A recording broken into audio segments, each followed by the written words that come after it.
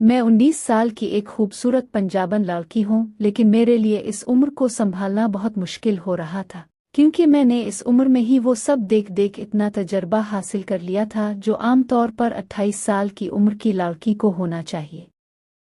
जब मैं रात के किसी पहर अपने वालिदैन को देखती तो अपने जज्बात पर काबू रखना मेरे लिए मुश्किल हो जाता और मैं पसीने में शराबूर हो जाती। मेरे अंदर एक शदीद इज़्तिराब पैदा हो जाता, जिसकी वजह से बाकी रात मेरे लिए एक इम्तिहान बन जाती। शायद यही वजह थी कि 19 साल की उम्र में मेरा ज़हन मुकम्मल तौर पर बर्बाद हो चुका था और मेरे ज़हन में ऐसे ख़यालात आते थे जो एक नौजवान लड़की के लिए नामुनासिब थे। हमारा एक कमरे का घर था जहाँ में मेरे वालिदैन और मेरी छोटी बहन रहते थे। मेरी बहन मुझसे तकरीबन 8 साल छोटी थी, इसलिए वो उन बातों को नहीं समझती थी जो मुझे समझ आ चुकी थी। जब मैं आधी रात को अपने वालिदैन को गुफ्तगू करते सुनती तो मेरे कान सुर्ख हो जाते और शर्म से मेरा जिस्म कांप उठता। मेरे वालिद की गुफ्तगू में बेहयाई की झलक होती और मैं ये चाहती कि मैं उठकर बैठ जाऊं और उन्हें बताऊं कि मैं जाग रही हूं, लेकिन मेरे अंदर इतनी हिम्मत नहीं थी कि मैं अपने वालिद के सामने कह सकूं। मैं बस अपनी आंखें बंद कर लेती और अंदर ही अंदर शर्म से पिघलती रहती।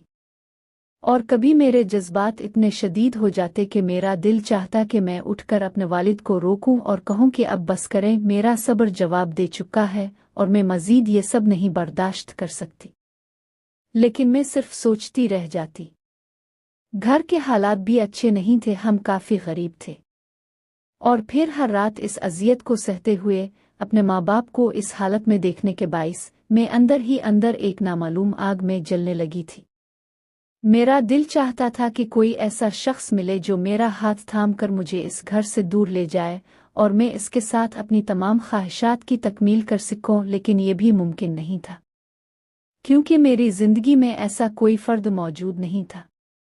फिर एक दिन मैंने फ़ैसला किया कि मैं घर से बाहर निकलकर एक अच्छी सी नौकरी तलाश करूंगी और साथ ही अपना हमसफ़र भी, और इस एक कमरे की ज़िंदगी से अपनी जान छुड़ा लूंगी, क्योंकि मैं मज़ीद इस तरह तड़पते हुए ज़िंदगी नहीं गुजार सकती थी। फिर जब मैंने अपने वालिद को बताया कि मैं नौकरी करना चाहती हूँ, तो वो ज़ोर से हंसा और बोला कि तालीम के नाम पर तुम्हारे पास कुछ भी नहीं है और तुम नौकरी करोगी, यहाँ तो अच्छा भला इंसान जूते चटकाता फिरता है।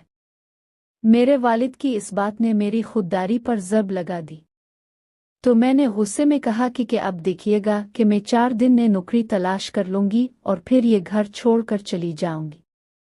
मेरे वालिद ने मेरी बात सुनकर मुझे एक तेज़ नज़र से देखा और कहा कि ठीक है, जाओ और अपना शौक पूरा कर लो, लेकिन अगर तुम्हें नौकरी नहीं मिली तो दोबारा इस घर की दहलीज पार करने के बारे में सोचना भी मत। मेरे वालिद की ये बात सुनकर मेरा दिल कांप उठा, लेकिन अगले ही दिन मैं तैयार होकर नौकरी की तलाश में निकल पड़ी। मेरी वालिदा तो किसी तौर पर भी इस मामले में शामिल नहीं थी, क्योंकि वो तो रात भर वालिद की अजियत बर्दाश्त करने के बाद सुबह देर तक सोई रहती थी और जब उठती तो अपने थके हुए वजूद के साथ घर के कामों में मसरूफ़ हो जाती।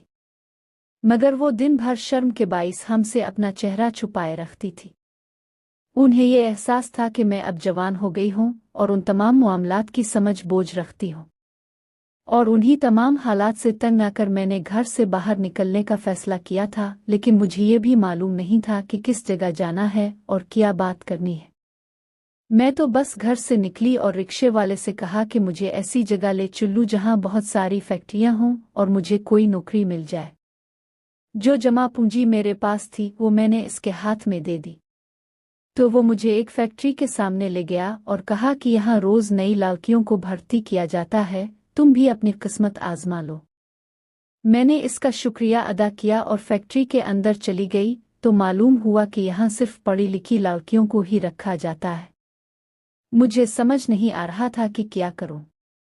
मैं तो अपने वालिद के सामने बड़ी बड़ी बातें करके आ गई थी, तो मैं रिसेप्शन पर बैठी इस लड़की के पास आई और उससे आजिज़ाना गुजारिश करते हुए कहा कि मेरी मालिक से बात करवा दो, मैं खुद इससे अपना मसला बयान करूंगी। तो इसने मुझे गौर से देखा और कहने लगी कि मालिक हर किसी से नहीं मिलते। इसकी बात सुनकर मैं बाहर जाने लगी तो मेरी नज़र एक बड़ी गाड़ी पर पड़ी और इसमें से एक पेंट कोट पहने हुए लंबे चौड़े आदमी को उतर कर आता देखा। मुझे यकीन था कि यही कंपनी का मालिक होगा। वो तकरीबन 50 साल का था और मेरे वालिद से उम्र में थोड़ा बड़ा था। बेइख्तियार मुझे अपने वालिद की याद आई और उनकी वो बातें भी जो वो रात को मेरी वालिदा से किया करते थे।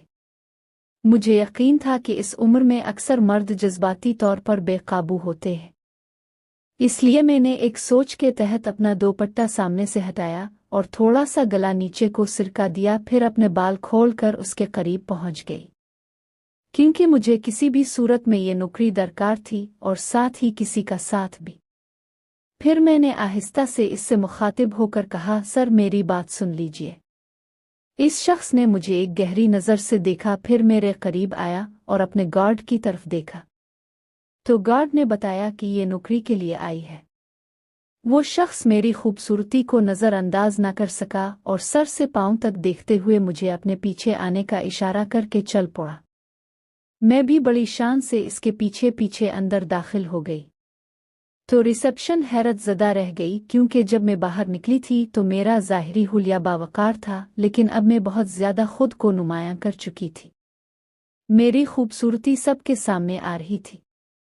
फिर मैंने मुस्करा कर रिसेप्शन को देखा और मुझे ऐसा महसूस हुआ जैसे मैंने पहली कामयाबी हासिल ली हो, मगर मुझे ये नहीं मालूम था कि मैंने अपनी बर्बादी के रास्ते पर कदम रख दिया है।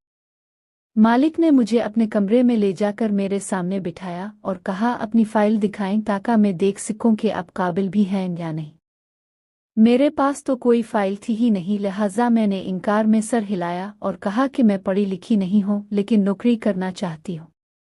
तो वो कुछ देर तक मुझे खामोश नज़रों से देखता रहा, फिर उठकर मेरे करीब आया और कहने लगा, तुम पढ़ी लिखी नहीं हो तो तुम्हें नौकरी कौन देगा। मैं कुर्सी पर बैठी थी और वो मेरे करीब टेबल पर कुछ झक कर बैठा था, जिसकी वजह से मेरा सांस रुकने लगा। बहुत मुश्किल से मैंने ये बात कही कि सर मुझे मुलाजमत की ज़रूरत है, क्योंकि मेरे घर की सूरत हाल अच्छी नहीं है। मेरी बात सुनकर वो मुस्कुराया और कहने लगा कि ठीक है, मैं तुम्हें एक मुलाजमत देने के लिए तैयार हूँ, लेकिन तुम्हें